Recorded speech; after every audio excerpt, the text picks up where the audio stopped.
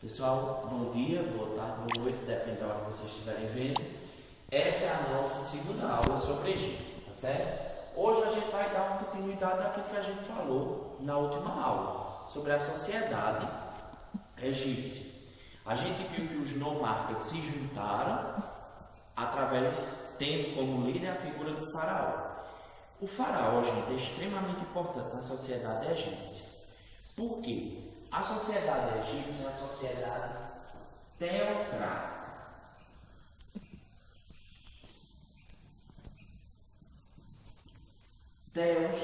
Teocrático vem de Deus. Ou seja, é uma sociedade de Deus. Ah, professor, quer dizer que eles são religiosos na igreja? Não. O faraó, ele não era um representante de Deus. Ele era o próprio Deus encarnado na terra.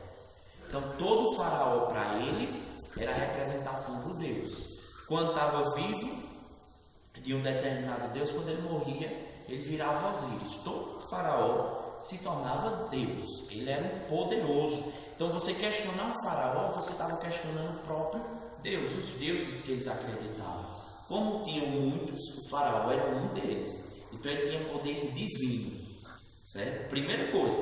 Então, ele era uma sociedade que tem um faraó, e o faraó, ele vai comandar a religião, ele vai ser, por exemplo, como se fosse hoje o Papa, ele vai comandar a política, como um presidente, como um rei, ele vai comandar a economia, ele vai comandar tudo.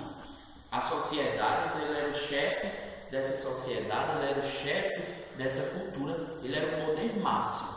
Então, essa pirâmide aqui é extremamente importante para as nossas atividades. A gente vai aproximar aqui para vocês verem, tá bom?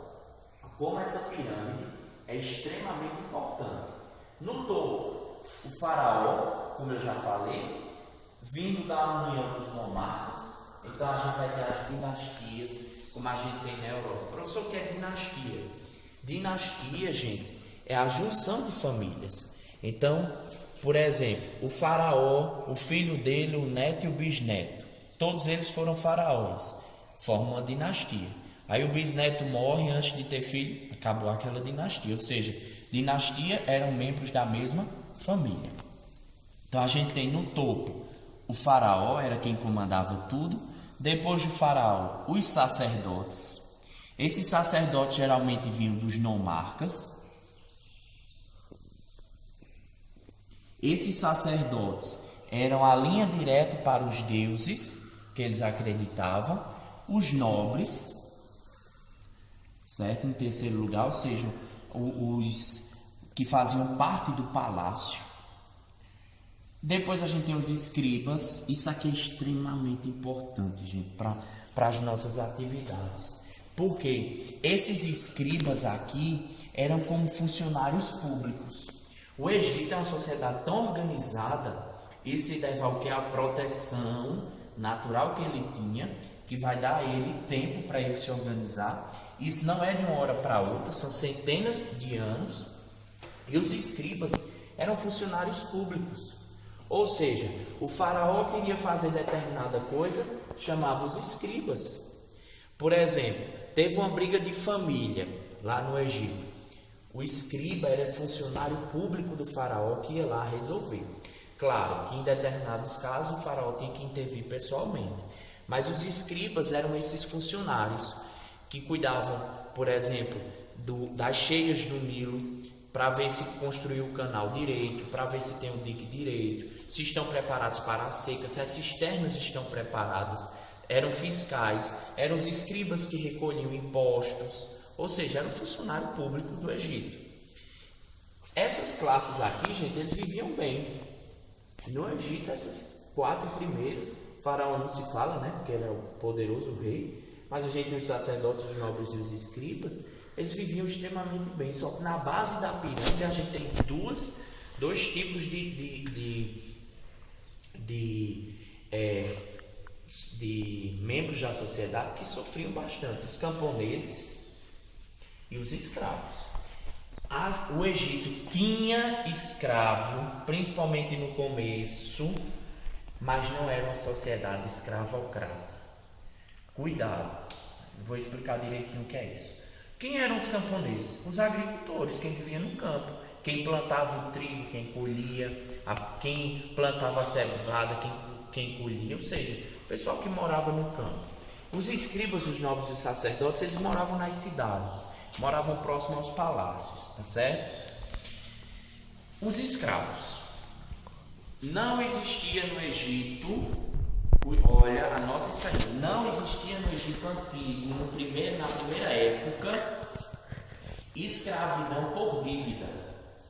Assim como não existe no Brasil. Por exemplo, eu estou devendo minha conta de energia, passei 3 meses sem pagar, meu nome vai para o Serasa, vai para onde for, mas eu não posso ser preso.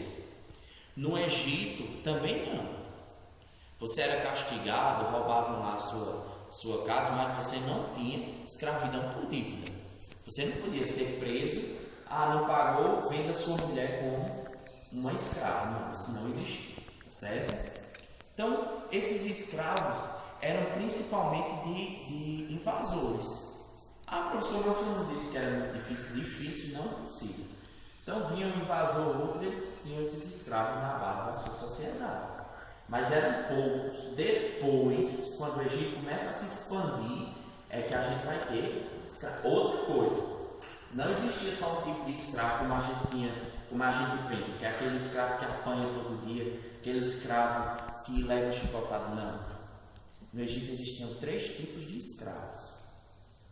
A gente tinha o escravo doméstico, era aquele que trabalhava dentro de casa. Esse vivia no bom, ajudando o Senhor, convivia com a família, era como um empregado doméstico, certo? E a gente tinha o escravo que vivia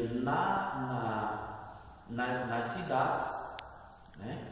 Mas a gente também tinha nos campos, né? Os escravos que ajudavam nas colheitas, mas a gente tinha principalmente os escravos que iam para as construções. Por exemplo, aqueles filmes de Egito que a gente vê de pirâmide, que era eles nas pedreiras, escravos de pedreira, e como não tinha ferro, eles tinham que formar blocos tamanho de um carro ou maior, tamanho de um ônibus, para construir, que a gente vai ver, por exemplo, as pirâmides. Então esses escravos eles sofriam bastante, chegavam a exaustão, e muitos historiadores romantizam muito o Egito, ou seja, não, os escravos não tinham tanto. Gente, escravidão é escravidão. Por sendo de doméstico, sendo de pedreira, eles eram escravos. E a escravidão do Egito vai ficar muito famosa na Bíblia. A gente vai ver lá Moisés. O que é que Moisés vai fazer? Libertar o povo hebreu da escravidão do Egito, né? Então isso é uma Páscoa. A nossa Páscoa é aí, a primeira passagem do Mar Vermelho que a gente tem ali desenhado, atravessar o deserto do Sinai e chegar na terra de Canaã. Então por isso que o Egito se tornou tão famoso pela essa escravidão. Então a gente tem vários filmes que eu indico a vocês.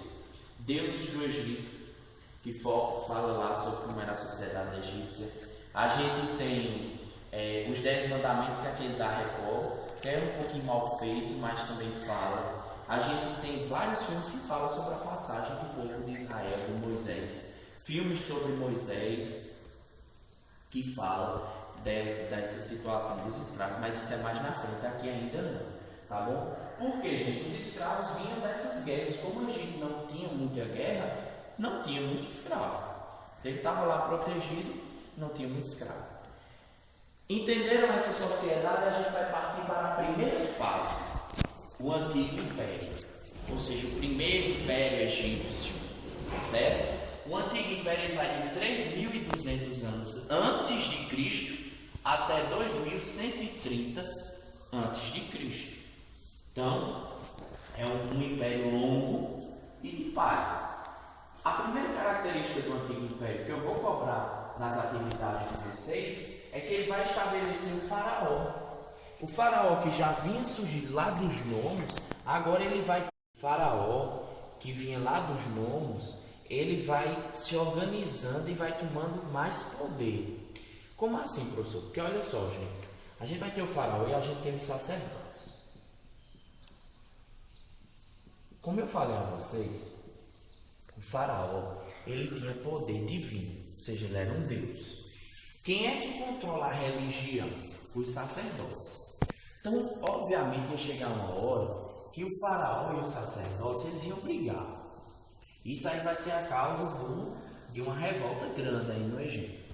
Mas como existia duas pessoas que mandavam na religião, que era o faraó, que era um deus, e os sacerdotes, vai chegar uma hora que eles vão brigar. Mas aqui o faraó está tentando se organizar, ele está tentando manter esse poder. Ele está se estabelecendo como rei, como monarca, como todo-poderoso, como Deus, como chefe.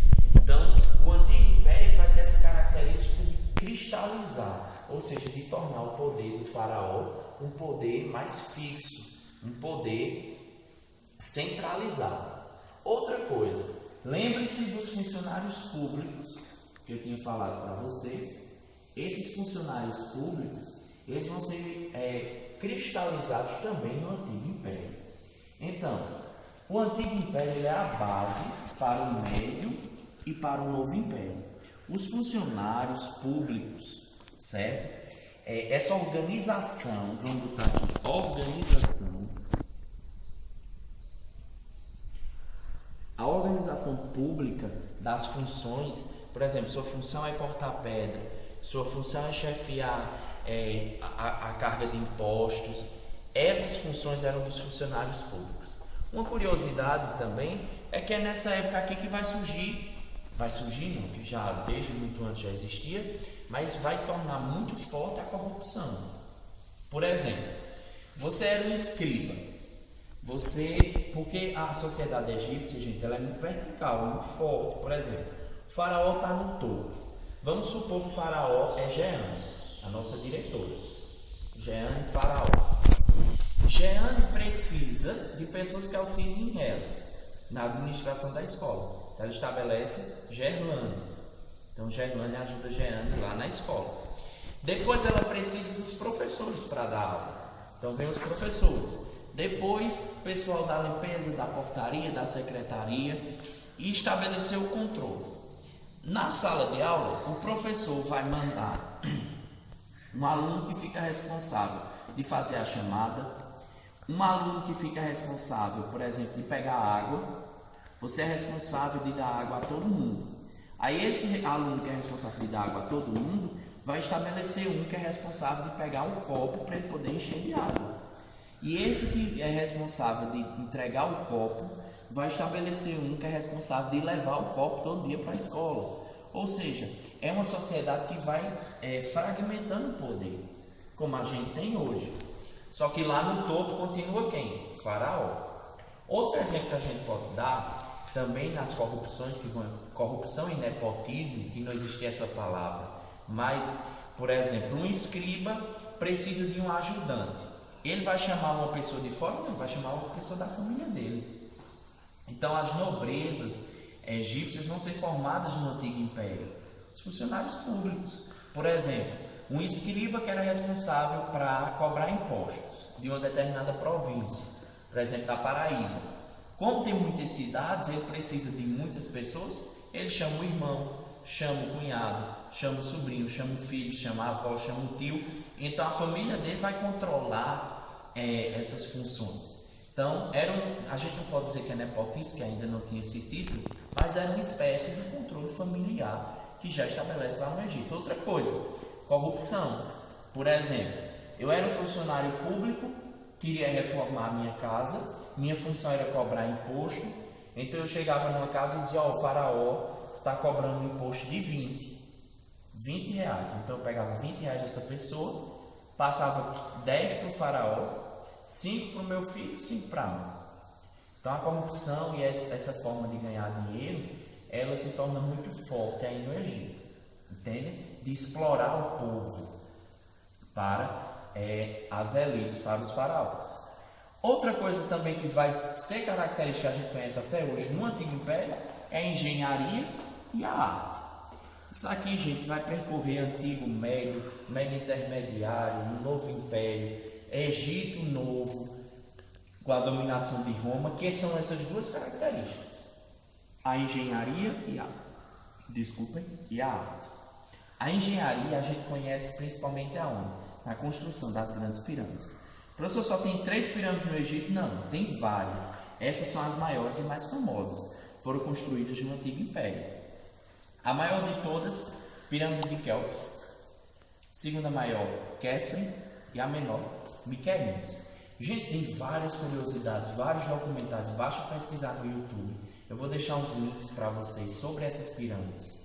Como é que elas eram construídas, por que a gente vai falar mais na frente, que é extremamente interessante. Para vocês terem uma ideia, só uma curiosidade aqui, a distância da pirâmide de Quéops para Khafre e Mykonos, se a gente multiplicar por um número, que agora não me vem na cabeça, era como se fosse a mesma distância entre o Sol, a Terra e a Lua. A maior, a média e a menor. Então, elas estão estabelecidas com a mesma distância. Então, tem várias curiosidades. Gente diz que foram os alienígenas que construíram por culpa do tamanho dos blocos de pedra que foram colocados para utilizar para a construção dessas pirâmides. Tem várias teorias, tá bom? A gente vai falar disso mais na frente.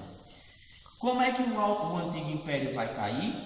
Os altos impostos vindos dessa corrupção vai gerar revolta dos nomos. Então esses nomos, essas famílias antigas, no que mais está pagando tanto imposto para o faraó está construindo as pirâmides que não construiu a de Quéops, né? Que até hoje a gente tem 7 maravilhas do mundo antigo e as únicas que estão em pé são as pirâmides. E elas são gigantescas, monumentais. Até hoje em dia é um mistério como é que se construíram essas pirâmides.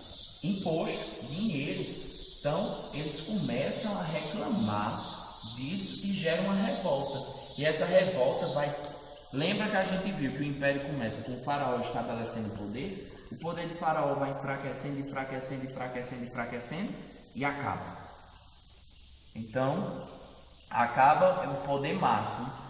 E chega ao fim o Antigo Império, tá bom? Sobre o Antigo Império, esse período que a gente falou, vocês vão fazer a atividade da página 95, tá certo? Página 95, nosso livro.